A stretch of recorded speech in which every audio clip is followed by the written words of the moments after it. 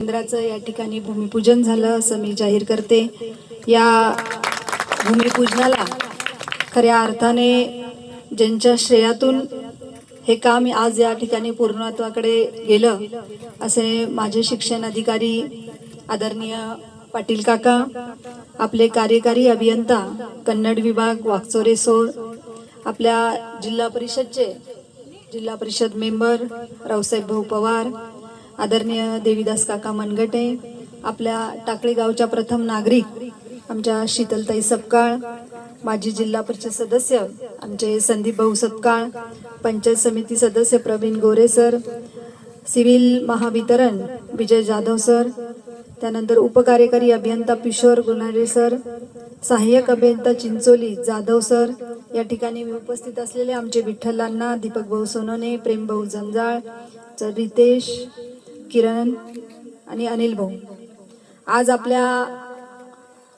अनेक दिवसाचं जे काही स्वप्न आहे ते स्वप्न या ठिकाणी पूर्णत्वाकडे जात आहे। असं म्हटलं जातं की प्रत्येक चांगल्या कार्याला योग्य व्यक्तीची गरज लागते। तसं अनेक वर्षापासून काका तुमचं हे उपकेंद्र रखडलेलं होतं आणि तालुक्याला योग्य व्यक्ती मिळण्याचं वाट पाहत असेल, त्याच्यामुळे माझ्या हाताने हे उद्घाटन झालं असं या ठिकाणी म्हणणं वावगं ठरणार नाही। आपल्या सगळ्यांना माहित आहे की आपल्या जीवनामध्ये सगळ्यात आवश्यक गोष्ट जर कोणती असेल तर ती वीज आहे। आपल्याला विकासासाठी पुढे नेण्याची कोणती, शेतकऱ्यांच्या विकासासाठी पुढे नेण्यासाठी जरा कोणत्या गोष्टीची गरज असेल तर ती विजेची गरज असते। कारण बऱ्याच वेळेला आपण सगळेजण विजेचे कुठल्याही प्रकारचा प्रॉब्लेम आला तर पहिला फोन जर कोणाला करायचा म्हटलं तर तुमच्या डोळ्यासमोर तालुक्याचा आमदार येतो आणि त्या तालुक्याच्या आमदाराला तुम्ही सगळेजण फोन करता।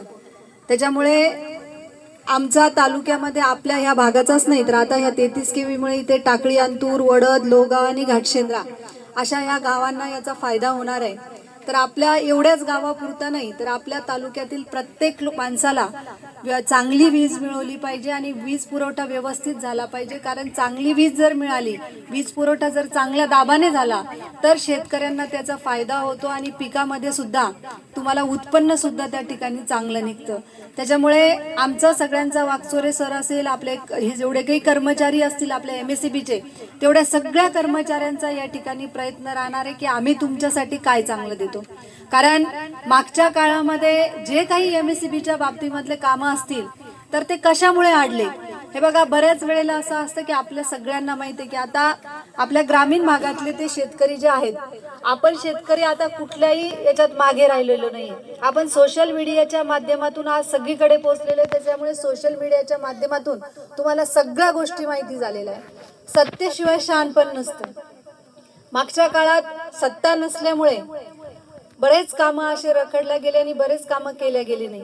परंतु आज जर तुम्ही सगळ्यांनी लक्षात घेतलं तर केंद्रापासून तर राज्यापासून तर केंद्रापर्यंत महायुतीची सत्ता आहे आणि महायुतीचं हे जे काही सरकार आहे, आदरणीय उपमुख्यमंत्री देवेंद्रजी फडणवीस असतील, आमचे नेते उपमुख्यमंत्री एकनाथरावजी शिंदे साहेब असतील, सुनेत्राताई पवार असतील, हे जे काही सरकार आहे हे सरकार शेतकऱ्याच्या हिताचं सरकार आहे।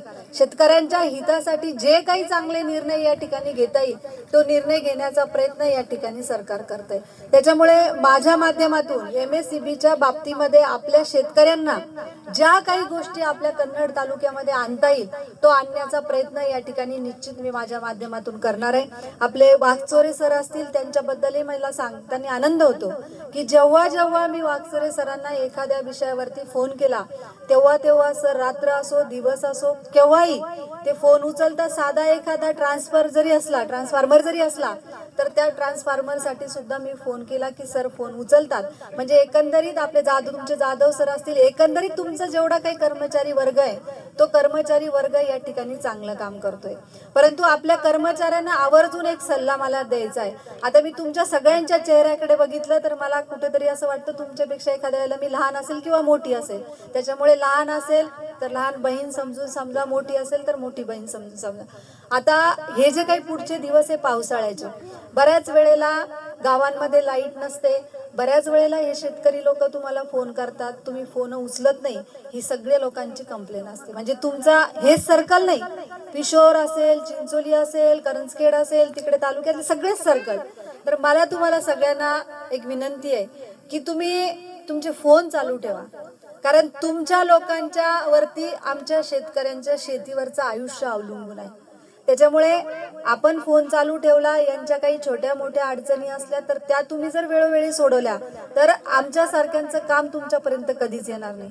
त्याच्यामुळे यांचे फोन तुम्ही घेत जा वेळोवेळी. त्यांच्या काय अडीअडचणी आहेत, त्यांना कोणत्या गोष्टीची कमतरता आहे, हे आपल्या कर्मचाऱ्यांनी बघणं फार गरजेचं आहे. काय होतं की बऱ्याच वेळेला माझ्या बाबतीतही असं होतं, आपण लोकांचे 100 कामं करतो, पण एक फोन जर लोकांचा उचलला नाही तर लोक गावात आल्याच्या नंतर मलाही म्हणतात की आमदार फोनच उचलत नाही, आम्ही फोन केल्याच्या नंतर उचलला नाही. तर आपण जे कर्तव्य आपल्याला सगळ्यांना या ठिकाणी दिलेलं आहे ते कर्तव्य आपण सगळ्यांनी व्यवस्थित पार पाडलं पाहिजे. त्याच्यामुळे ह्या सगळ्या सामान्य लोकांची, शेतकऱ्यांची फोन आल्याच्या नंतर फोन उचलणं, त्यांची कामं करून देणं ही सगळी जबाबदारी या ठिकाणी आपली आहे. कारण तुमचे अधिकारी एवढ्या चांगल्या प्रकारे काम करतायत, एवढ्या चांगल्या प्रकारे शेतकऱ्यांना ज्या काही गोष्टी उपलब्ध करून देता येईल तो देण्याचा प्रयत्न या ठिकाणी करतायत. तर आपली सुद्धा सगळ्यांची जबाबदारी आहे की आपण सुद्धा सगळ्या गोष्टी या ठिकाणी व्यवस्थित पार केल्या पाहिजे. त्याच्यामुळे हा जो काही आजचा 33 KVचा विषय आहे तर ते लवकरात लवकर या ठिकाणी मी सर भाषण करत असताना म्हटलं की पूर्ण कधी करणार आहे ते अगोदर सांगा.